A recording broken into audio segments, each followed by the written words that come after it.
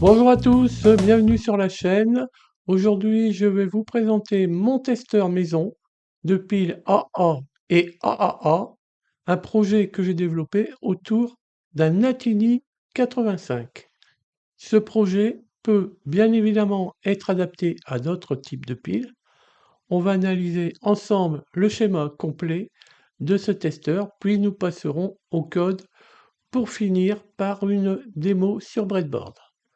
Vous verrez que ce dispositif permet d'évaluer une pile de trois façons: vide, en charge, puis en analysant sa stabilité et son comportement dynamique.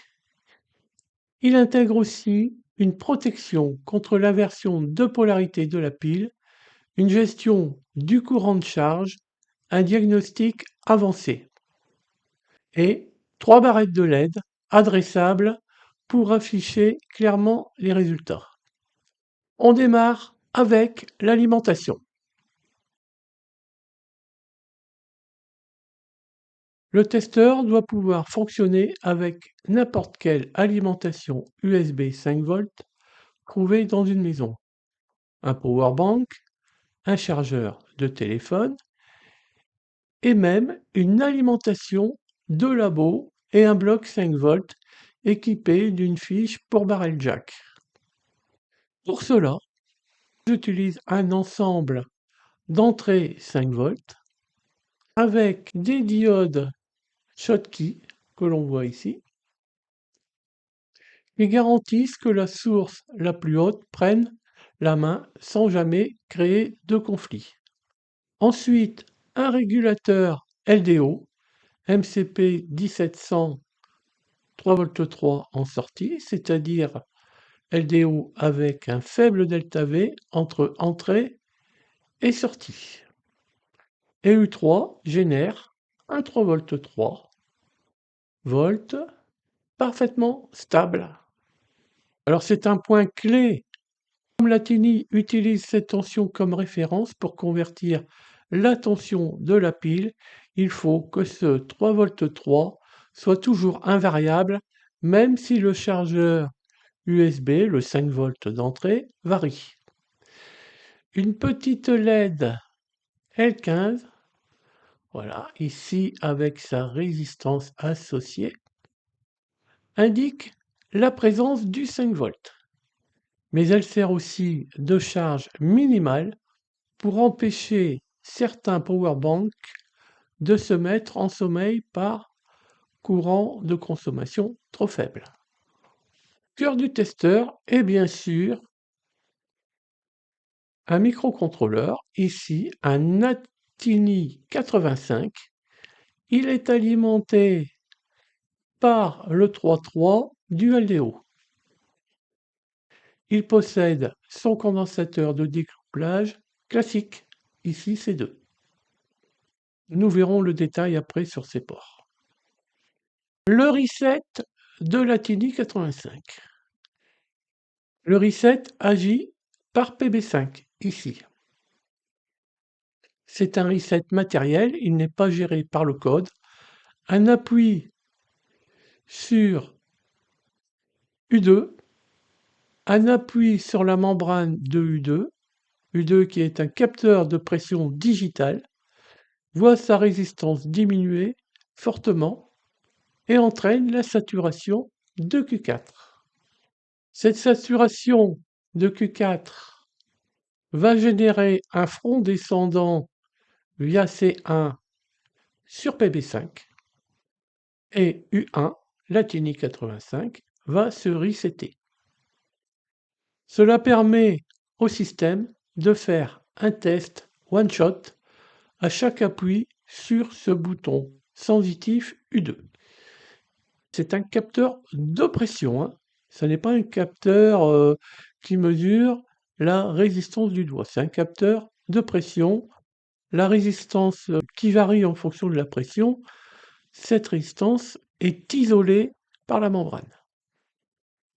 Pour mesurer la capacité d'une pile à fournir du courant, il faut lui appliquer aussi une charge raisonnable. Ici, c'est un MOSFET canal N Q3 qui active la charge pilotée par la sortie PB1, la charge ici. Donc c'est PB1 qui provient de l'Atini 85. Donc lorsque j'aurai un signal de charge ici, je vais saturer ce transistor et le pont diviseur associé au transistor Q5 génère la tension, donc c'est environ 3,3 V moins 0,6 de gate pour obtenir un courant d'environ 100 mA sur R11, qui est une résistance de 2,2 ohms.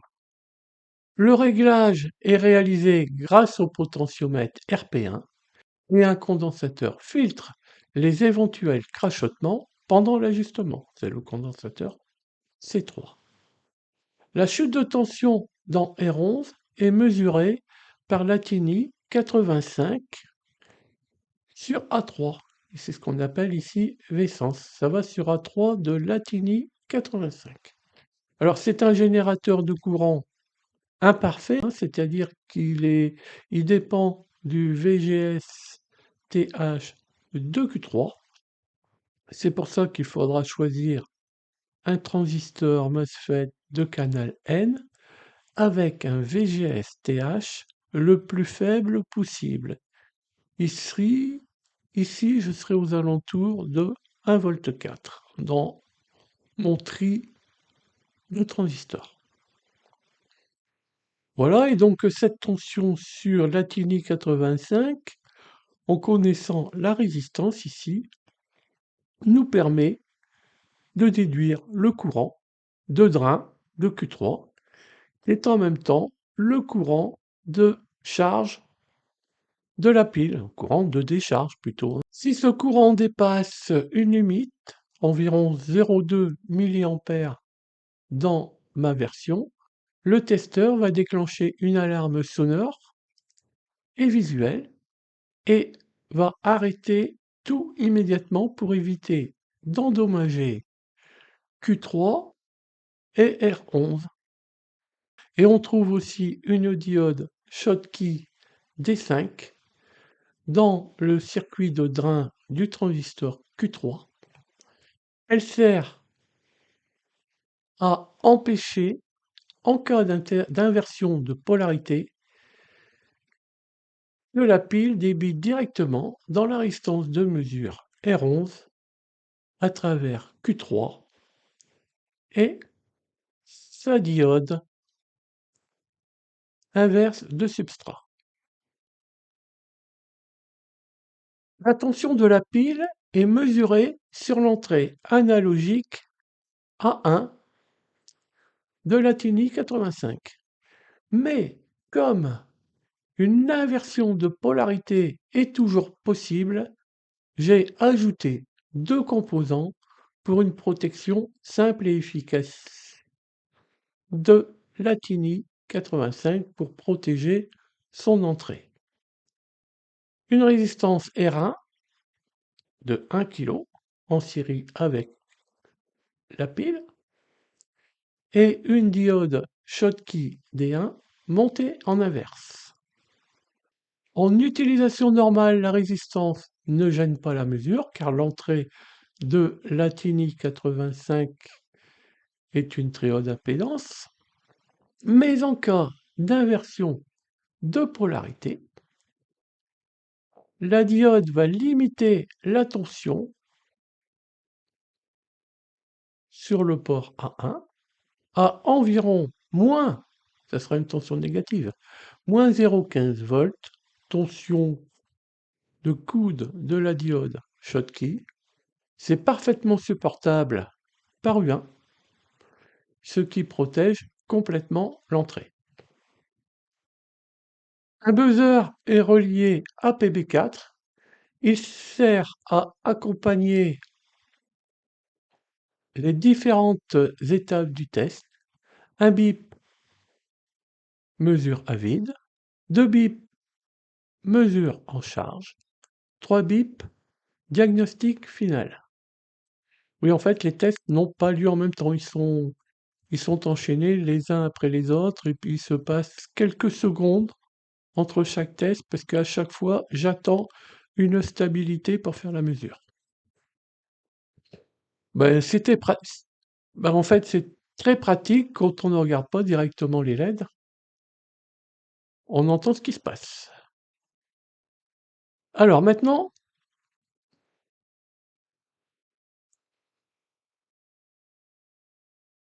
les barrettes NeoPixel.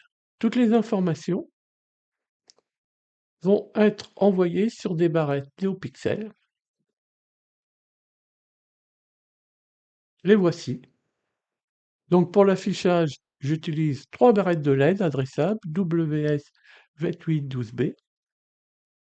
Pendant le développement, ce sont des modules de 8 LED, 8 LED ici. Sur le PCB final, ce seront 3 groupes de 4 LED. Chaque barrette correspond à une étape du test. La première affiche la tension à vide, la deuxième en charge et la troisième donne le diagnostic final basé principalement sur les écarts de tension et la cohérence des résultats des 2 premières barrettes. Dans chaque barrette, 3 LED indiquent la qualité de la pile, rouge à gauche, orange au centre, vert à droite. Et un peu plus à droite, une 4e LED sert d'indicateur de stabilité en vert ou en bleu selon que la tension est stable ou instable. Le signal pour les LED adressables, on l'a vu tout à l'heure, vient du port PB0 de l'Atini 85, il est de niveau 3,3 V. Alors certains me diront qu'il n'y a pas d'adaptateur de niveau 3,3 V vers 5 volts. C'est volontaire. Les WS2812 reconnaissent très bien un 1 logique à partir d'environ 0,7 fois VDD. En pratique, la plupart des strips 5 volts fonctionnent parfaitement avec un signal 3,3 V. Et c'est mon cas ici, donc j'ai volontairement évité un convertisseur de niveau qui aurait augmenté la complexité. Le montage comporte aussi un détecteur matériel d'inversion de polarité. S'il détecte que la pile est insérée à l'envers dans son logement, un MOSFET canal P Q6 devient passant et une grosse LED rouge LD1 s'allume pour prévenir immédiatement l'utilisateur.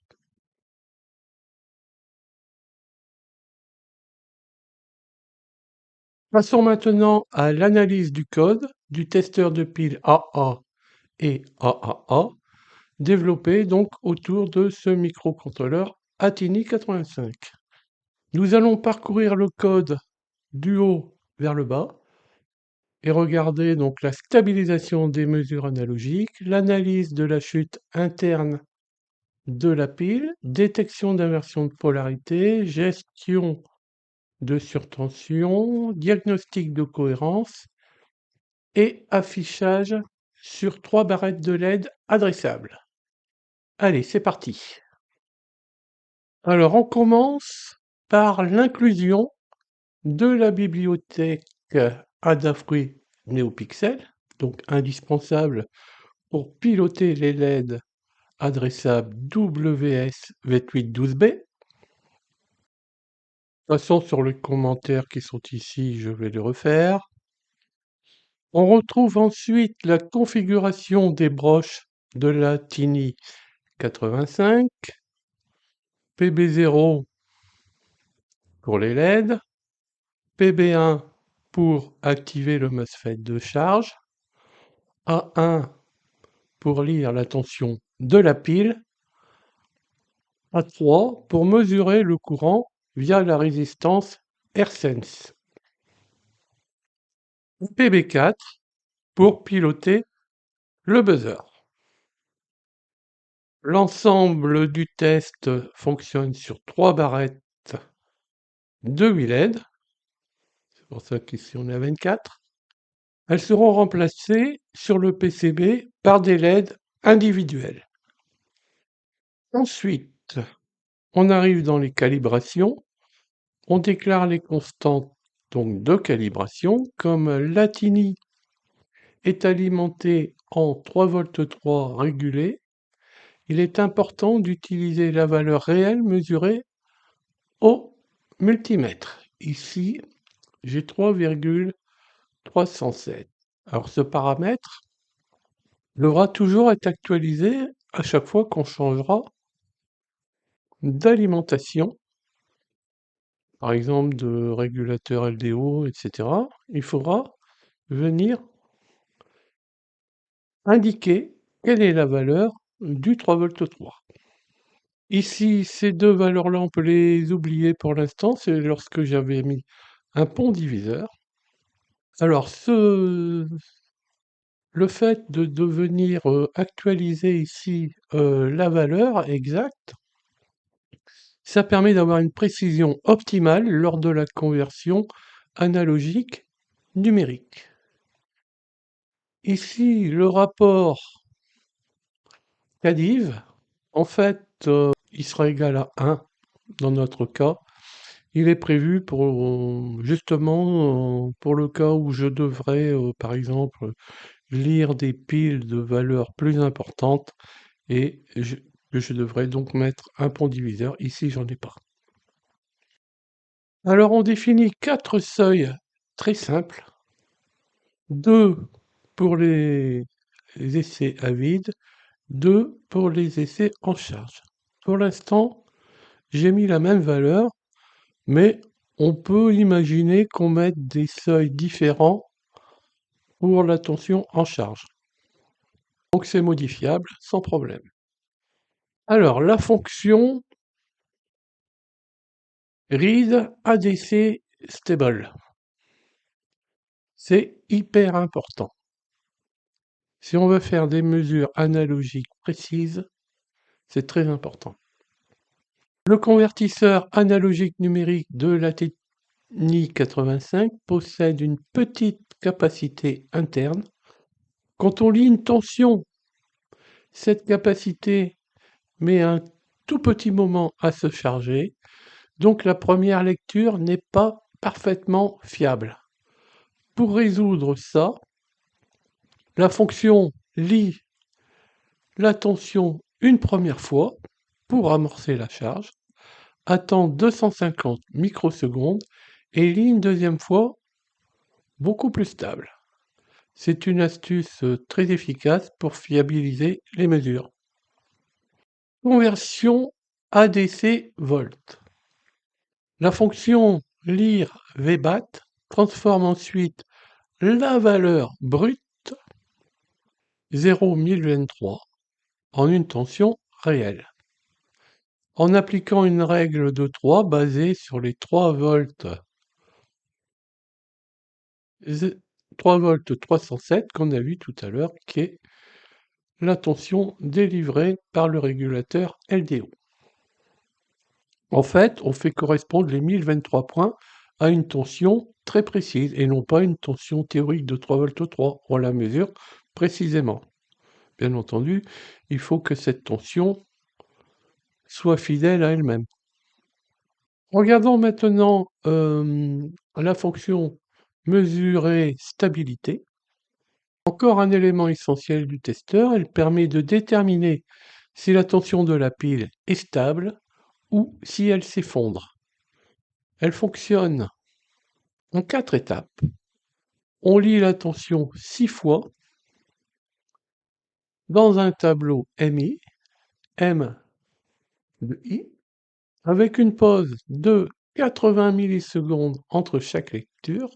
Cette pause laisse le temps à la chimie interne de la pile de réagir.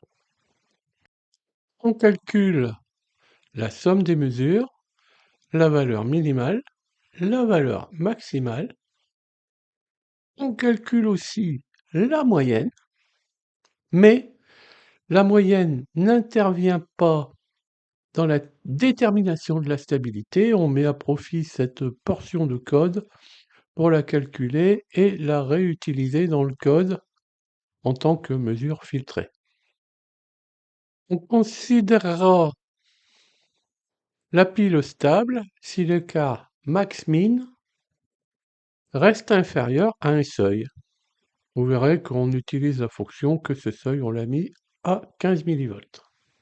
Tout ça, c'est à paramétrer en fonction de vos expériences sur le sujet. Donc c'est un test de stabilité très fiable, hein. Ça permet d'identifier les piles qui s'écroulent ou dérivent rapidement dès qu'on les sollicite. Ensuite, on va classer les résultats. Une fonction très simple, hein, classer pile, attribut rouge si la pile est faible, inférieure à S1, orange si elle est moyenne, et sinon verte si elle est bonne. Donc on est descendu en dessous d'aucun de ces seuils. Ensuite, la fonction buzzer.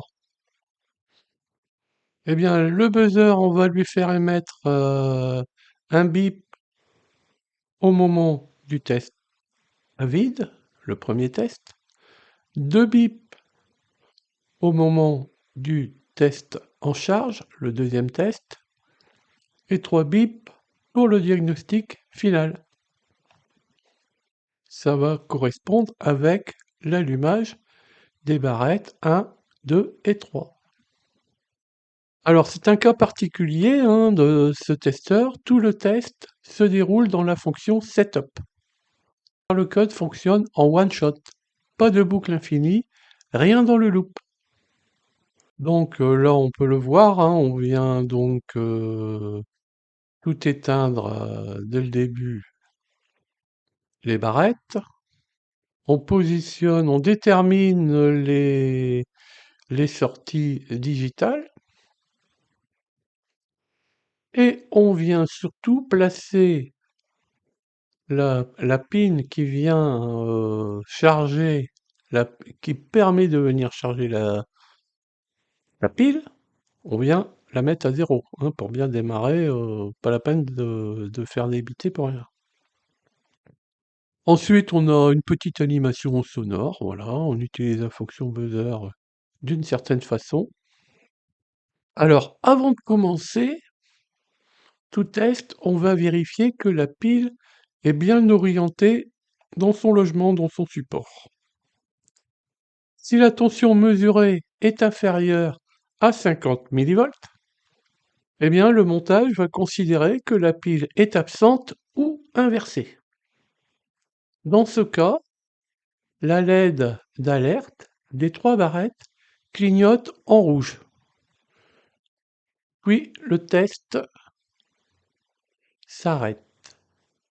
C'est très important, ça permet de protéger la TINI 85 et le reste du circuit, puis aussi ça avertit l'utilisateur. Ensuite, on va faire une mesure à vide. Tout d'abord, on laisse 3 secondes à la pile pour se stabiliser. Puis le système mesure la tension à vide, évalue la stabilité et classe la pile en rouge, orange ou vert. Et le premier résultat est affiché sur la première barrette.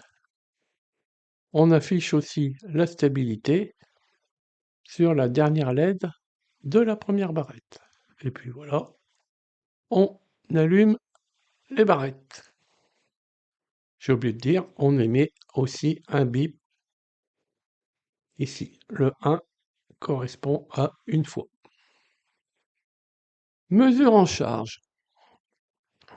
Donc ici, on va venir activer le MOSFET. Il va forcer un courant d'environ 100 mA dans la pile. Ensuite, on attend 4 secondes que tout se stabilise. puis on mesure la tension en charge, sa stabilité et le courant réel qui traverse la résistance R-Sense. R-Sense, je rappelle, c'est R11 sur le schéma. Une fois qu'on a fait tout ça, eh bien, on décommute la charge de la pile et on attend un tout petit peu la stabilisation. Et puis, pour bien montrer qu'on est dans la deuxième barrette, le deuxième test, on émet 2 bips. Donc, on regarde en fait que le courant de charge ne dépasse pas un seuil de 200 mA. Sinon, ça voudrait dire que le testeur détecte une pile anormale ou un court-circuit interne. Il sonne l'alarme, il passe la charge à 0 et le résultat s'affiche sur la deuxième barrette, ici. On arrive maintenant sur une partie très importante du code, l'analyse finale. On calcule ΔV, qui est égal donc à tension à vide moins tension en charge. Plusieurs cas sont possibles. Tout d'abord, cas particulier sur tension. Si V vide supérieur à 1,65 volts, on va faire alterner la LED 20 en bleu et en rouge 12 fois. À l'issue de la 12e fois, on va la passer en feu fixe en rouge. Alors, ça peut arriver, par exemple, si on a placé une pile autre que AA ou AAA. Sinon, c'est que la pile a un grave problème. Alors maintenant, dans l'analyse normale, cas excellent, si à vide la LED était verte et en charge la LED était verte également, et que le delta V est inférieur à 0,25 volts, eh bien la pile est en très bon état. Et donc on va allumer la LED 18 en vert. Maintenant le cas moyen. Si on n'avait pas de rouge dans les deux mesures, dans les mesures à vide et en charge, et qu'on a un delta V modéré, c'est-à-dire je l'ai fixé à 0,30 volts, donc si on a un delta V inférieur à 0,30 volts, la pile est moyenne mais est encore utilisable. Et on va allumer la LED 17 en orange, c'est ici 255-120. Maintenant, le troisième cas, c'est vraiment le cas pile mauvaise. Donc on a des incohérences, on a un delta V trop grand, etc. Et bien là, on va venir allumer la LED 16 en rouge. Le programme maintenant est terminé. L'affichage reste visible tant qu'il n'y aura pas de réinitialisation du système via le bouton sensitif. Pas de boucle infinie, un recette égale un test. Donc ce code, ben, je le trouve déjà pas mal. Il peut être adapté, bien sûr. Il combine une stabilisation ADC, un double test à vide et en charge, une analyse de stabilité, une analyse de cohérence, la détection de surtension, la détection d'inversion de polarité et un affichage clair sur des LED. Nous pouvons passer maintenant à la dernière partie de la vidéo, la démo.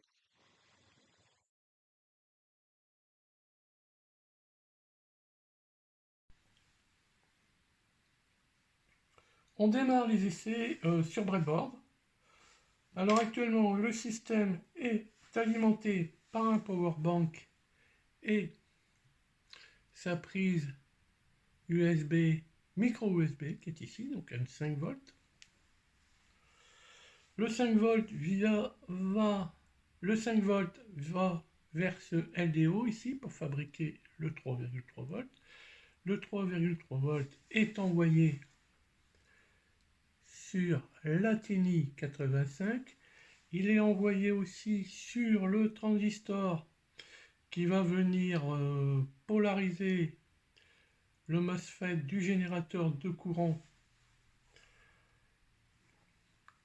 qui est ici pour faire débiter la pile avec sa résistance de source ici et là son réglage. Alors le 3 volts 3, bon, il vient aussi alimenter la LED ici de détection des courts-circuits.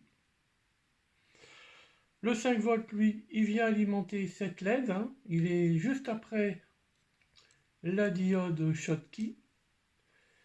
Voilà, ça permet, je le disais dans la présentation du schéma, ça permet d'avoir toujours un courant minimal pour ne pas que le power bank se mette en sécurité par courant trop faible. C'est la diode qui est ici. Alors, elle est peut-être cachée par le fil, elle est là. Voilà. Alors, quoi dire d'autre? La tension de batterie arrive ici quelque part et elle va sur l'Athénie 85 via une résistance qui est ici. Et là, nous avons la diode en inverse au cas où j'aurai une inversion de polarité. Là, nous avons le buzzer qui fait une petite animation sonore. Ici, nous avons le bouton sensitif pour faire resetter l'Athénie 85, donc c'est le bouton et son transistor associé, ainsi que son condensateur.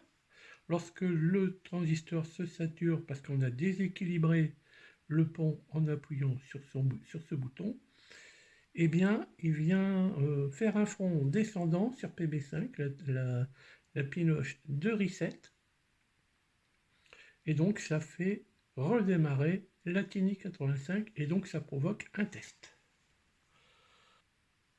Là, ici, quelque part, on vient prendre la tension de la résistance R11, la résistance de source du générateur de courant, pour mesurer la tension et en déduire le courant. Et là, quelque part, on vient mettre la tension de pile. Et aussi là, quelque part, c'est trop petit hein, pour que je vous montre, on vient sortir un état logique à 1 dès qu'on veut demander une charge de la pile. Et c'est lui qui vient commander le petit transistor qui est là. Là, nous avons les 3 barrettes de test. Donc actuellement, il faut considérer, enfin il faut voir que les 3 LED sont orange. Les 3 LED de gauche, les 2 LED de droite sont vertes, qui veut dire qu'il n'y a pas eu d'instabilité pendant le test.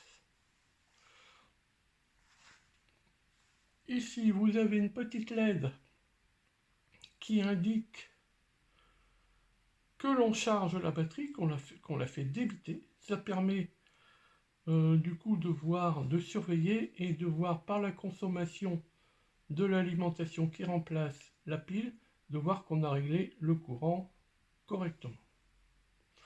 Et là, nous avons la diode, qui est une assez grosse diode, associée à son transistor, qui va détecter une inversion de polarité de la pile. Voilà, donc là maintenant, on va régler une tension correcte. On va mettre environ 1,4. Là, j'ai mis 1,4225, on le voit. Je lance un test, j'appuie sur le bouton de reset.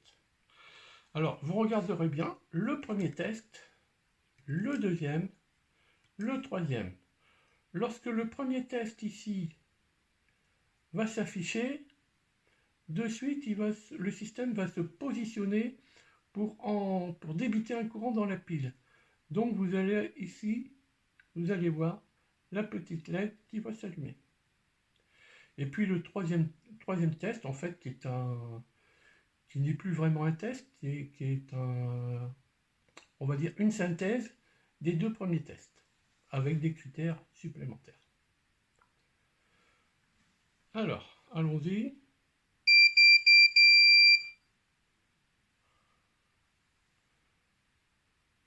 Voilà, la LED s'allume.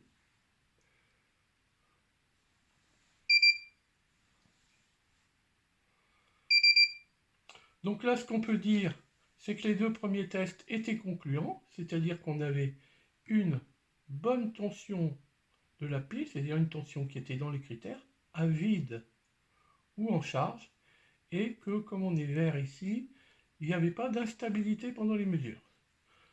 La troisième barrette voit que les deux premiers voyants étaient verts et que j'ai, on va dire, une delta V entre le premier test et le deuxième test qui est dans les clous, donc pile très bonne. Maintenant, on va faire un essai. Maintenant, nous allons faire un essai en surtension. Donc, je vais les mettre un peu plus de 1,65, hein, puisque c'est le seuil. Il ne faut pas être trop juste, parce que... Voilà, là, ça devrait marcher. Je prof... Ah, mon appareil se met en sommeil. C'est pas grave, on va le relancer. Donc, test de surtension. Alors là, je suis un peu tangent, mais ça devrait aller. Je lance le test.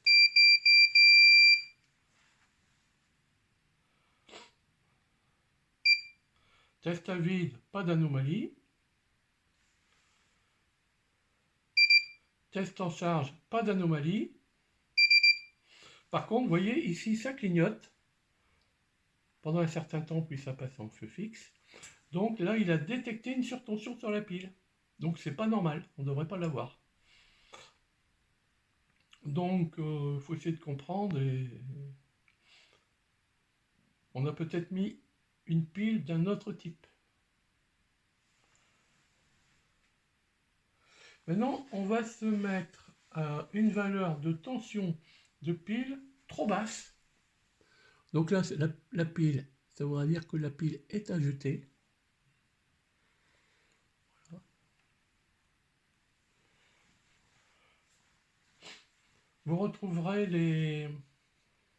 les seuils dans le code. Hein. Je lance le test.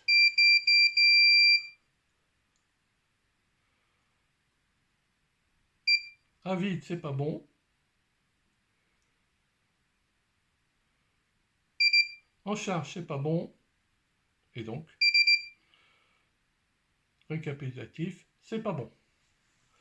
Maintenant, on va faire un essai où on est moyen. Donc, on va se mettre entre 1,2 et 1,35 de mémoire.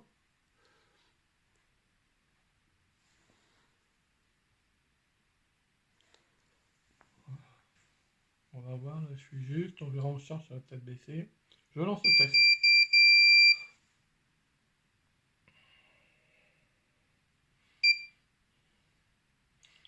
Orange. Orange, pas d'instabilité, mais on n'est pas en tension. Donc, test, pile moyenne, peut encore servir, mais il faudra penser à s'en débarrasser. Maintenant, nous allons faire le test d'inversion de polarité. Donc là, tout simplement, je vais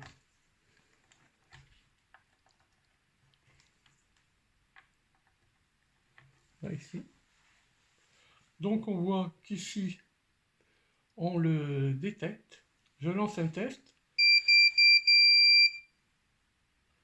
Et voilà, toutes les LED clignotent. Elles vont finir par s'éteindre.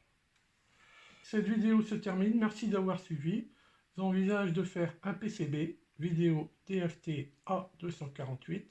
N'hésitez pas à liker, commenter, partager et à vous abonner. Et bien sûr, à bientôt sur de nouvelles vidéos.